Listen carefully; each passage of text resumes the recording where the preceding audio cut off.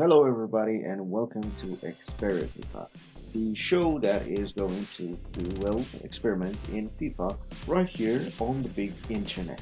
This right here, what you can see right in front of your eyes, is the second episode of the series.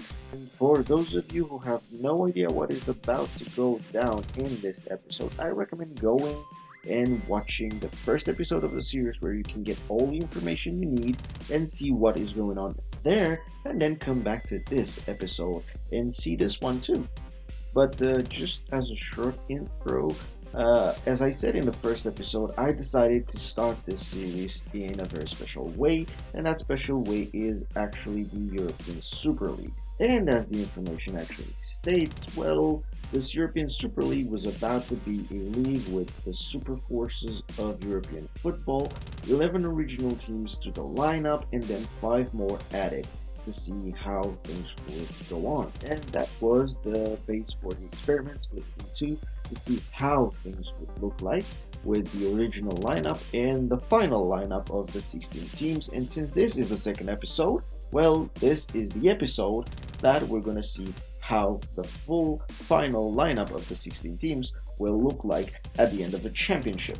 Before we go on with the action of the episode, there's another look at the picture of the article that inspired this type of experiment, seeing the full final lineup of this European Super League.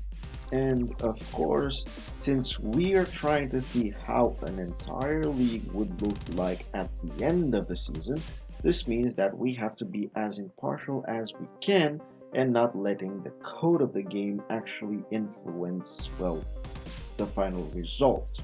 And just like in the last episode, how are we going to do this? Well, through a randomizing program, getting all the teams in there and choosing one at random to control for the sake of this experiment. So there you have it, all the teams put there.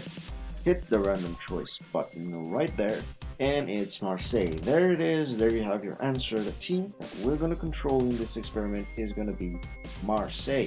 So now it's time to move inside the experiment, and everything is going to happen in the Polish Championship, the Ekstraklasa as it is known, in order to fit all the 16 teams inside there. So there you have it, we are inside this experiment right now, taking a look at the lineup of the championship. This is the lineup of the championship with all the teams included right here. The Olympique Marseille, the team that we're controlling, and the top of the lineup, as you can see. And we are waiting to see how this lineup will look like at the end of the championship. What remains to be done right now is to simulate to the half point of the season, point that is right here on the 1st of January, and see how the standings are looking at this point in competition.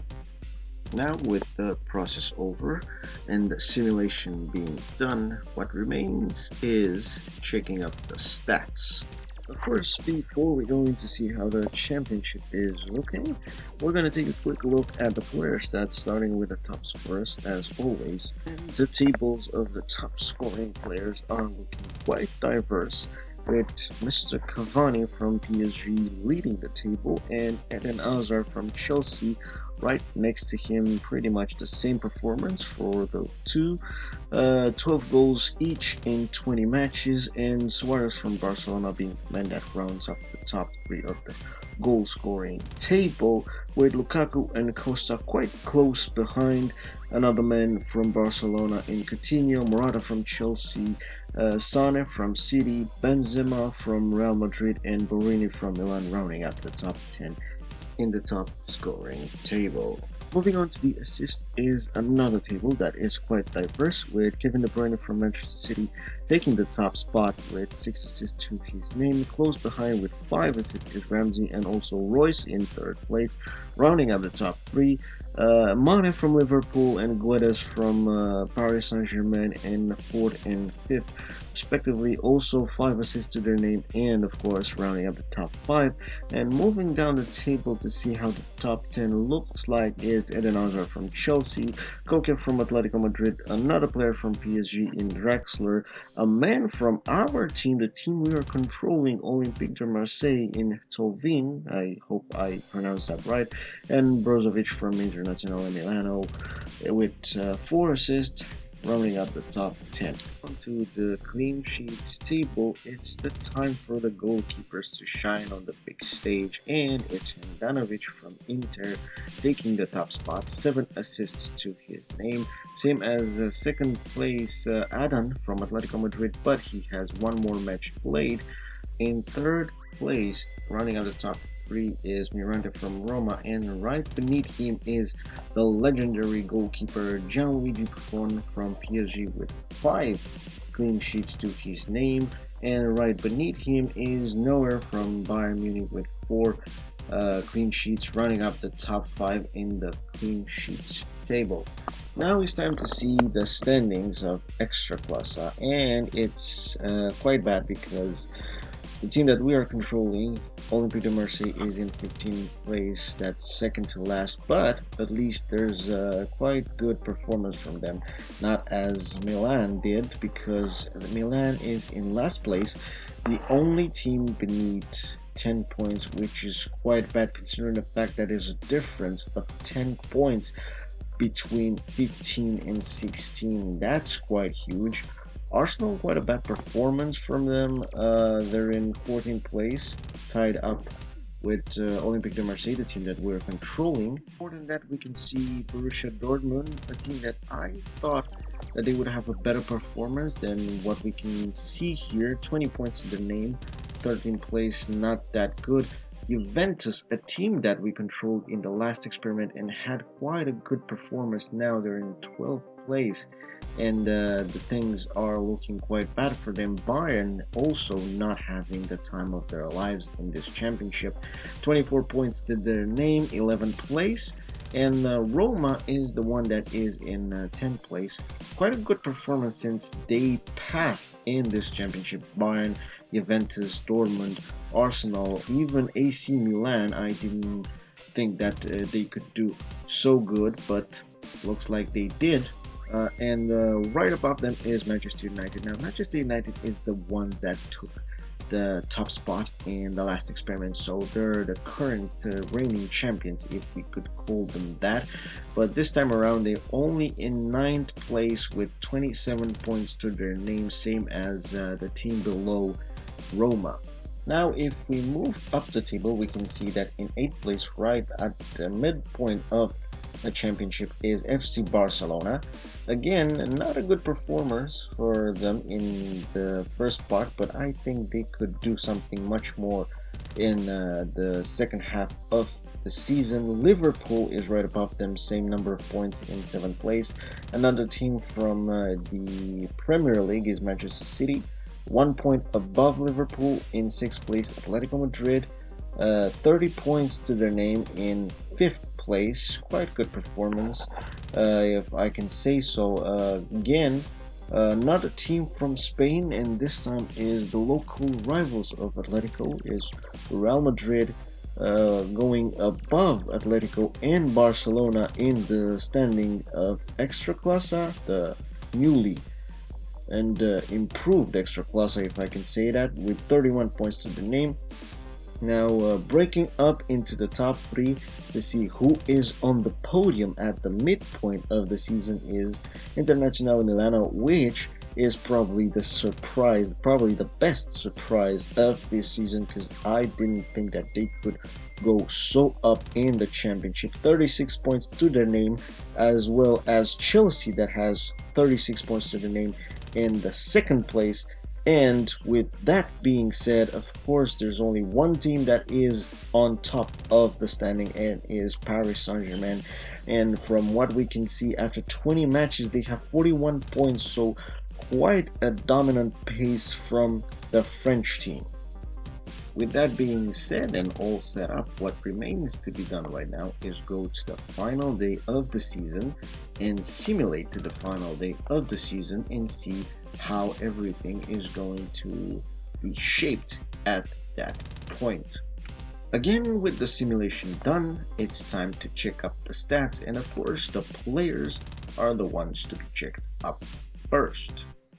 starting with the top scoring table, it's Cavani that is keeping his place at the top of the standings, taking the golden boot.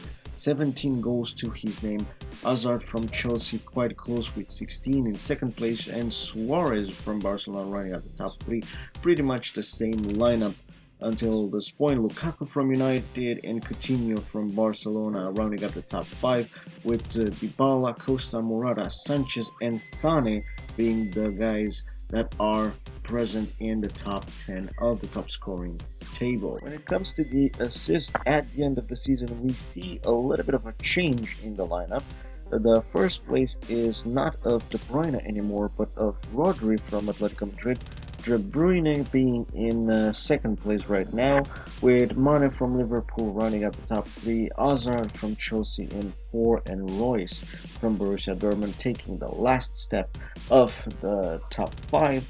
Koke, Jorginho, Ronaldo from Juventus, Aguero from City, and Rakitic from Barcelona being the guys that are completing the top 10 of the assists table. Taking a look at the clean sheets, we can see that Handanovic is in first place, keeping his place from the halfway of the season and taking the top spot in this table, with Alisson, the goalkeeper from Liverpool, moving up the table in the second place, and Adam from Atletico Madrid moving down the table in third place, with also the goalkeeper of Roma, Mirante, moving down the table one spot. And rounding up the top five is the legendary Buffon, as always, with Neuer following close behind in sixth, Ter Stegen, De Gea, Kepa, and Courtois being the guys rounding out the top 10 in the clean sheets table. Now, taking a look at the standings of the championship, we can see that not many things are changed. Milan is still in last place, but this time around they have 20 points to their name. A little bit of a better performance for them. Not the same can be said for us. The team that we're controlling, Olympique de Marseille, is again above Milan in 15, but this time is only 2 points ahead. Arsenal in 14, same as before, 27 points. There's a little bit of a bigger difference from what I can see this time around. Dortmund not having the time of their lives with 30 points to their name. The spot that they are occupying in this championship is quite bad for their reputation. Juventus, well, I think they have it a little bit worse because they had a great performance in the first experiment that we have done, but this time around only 12th place for them is quite bad, being taken over by Bayern with 37 points in 11th place, and right above them is Liverpool. That surprisingly kind of dropped down the table. I thought they would have a good performance, but looks like they didn't. They are in 10th place with 42 points, the first team above 40 points, with Roma being the first team in the bottom half of the championship. And I'm saying that because there's a little bit of a catch at the end of this experiment, but you'll see later what I'm talking about. Moving up the table, you can see Manchester United at the half point of the championship, 43 points to their name, same as Roma. They're tied up. Quite a bad performance since they actually won the last experiment, but this time around they couldn't do the trick. Real Madrid dropping down the table, unfortunately for them, and from what we can see, again, there's a quite good performance for Barcelona because they're not in 7th place and they're above Real Madrid, so they kind of took over the second half of the season. Moving one place up is Manchester City, just a point ahead of Real Madrid. Internazionale Milan, on what they did is quite a bad performance from the last step of the podium right onto 5th place this time around, so not that good for them. They could have something great, but in the end looks like they didn't. One step above them is FC Barcelona with another great performance. Now, I don't think that they could have pulled out the big trick and get into the podium places or even win this championship, but again, since they are in 4th right now and they were beneath Real Madrid, well, this is quite a good comeback for them. Moving up to the top three of this championship is Atletico Madrid, the team that we're starting with, the first team above 50 points or tied to 50 points, because that's the points that they have to their name, and also Paris Saint-Germain with 50 points to their name from what we can see on the second step of the podium, meaning there's only one team in first place, and that is none other than the Premier League zone Chelsea, that is going to show up right now on the screen. There it is, Chelsea in first place with 54 points to their own name, taking the top spot of the championship and of course the crown, but not quite, simply because there's a catch, and this right here is the catch that I'm talking about. There is a playoff stage that we are going to continue and see how everything is gonna look like at the end of the entire experiment. And again, one more time inside this experiment, we are gonna send to the very last date of the calendar in which matches will be played and see how everything will look like after the playoff matches were played also. Now with the simulation done, it's time to take a look at the standings. This is the bottom group of the playoff stage in Extraclasa, and nothing quite interesting from what we can see here, because the standings are looking quite the same.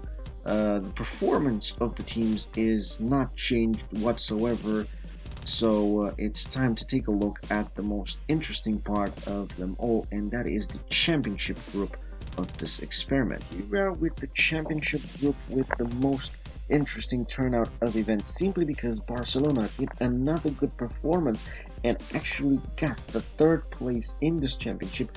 Chelsea, from the first place, they dropped in second, with Atletico Madrid taking the cake, only 1 point ahead of the second place team, and they take the cake in this championship group, meaning that they are actually the champions of this experiment. Now, with the results in place, there's still one more thing to be done. Since in this experiment we have two champions, Chelsea from the normal stage of the championship and Atletico Madrid from the playoff stage of the championship, we have to see which one is actually the better. And in order to do that, there's only one way to find out, and that is having a match, putting them head to head, and see who is going to be the winner. So here we are about to kickstart this match and see who actually is worthy to be called the champion of the European Super League. So here it is, the start of the match. We had the kickoff, and Chelsea is at the ball right now with a series of short passes between them, trying to get the goal scored, but Atletico Madrid is the team that got the ball.